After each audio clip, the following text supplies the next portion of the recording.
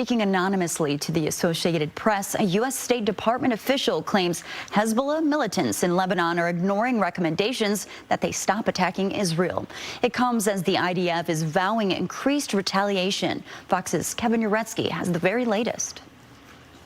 Tanks and piles of rubble line swaths of the border between Israel and Lebanon as tensions mount, even in the midst of an ongoing ceasefire brokered by the U.S. last month, with Hezbollah militants having launched more than 1,000 drones and hundreds of rockets at Israel since the deal went into effect. In war, nobody wins, everyone loses. Israeli Prime Minister Benjamin Netanyahu is now promising to ramp up strikes against Hezbollah, with the IDF having hit several militant sites in Lebanon late Monday. It's true that they are shooting drones at us, fiber optic drones. What this requires of us now is to increase the blows, to increase the intensity. We will smite them with overwhelming force. Israel has also been firing at Hezbollah infrastructure in southern Lebanon.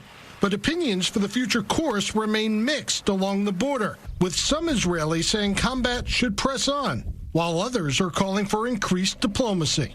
We cannot just concentrate on fighting and thinking that fighting in Islam will give us a solution. Meanwhile, tensions across the Middle East remain equally high as negotiations persist to try and establish a peace deal between the U.S. and Iran.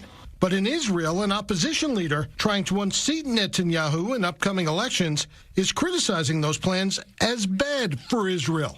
This will not be the last round of war. Some critics claim the deal will have major impacts for Israel, even though there is little Israeli involvement. Kevin Uretsky, Fox News.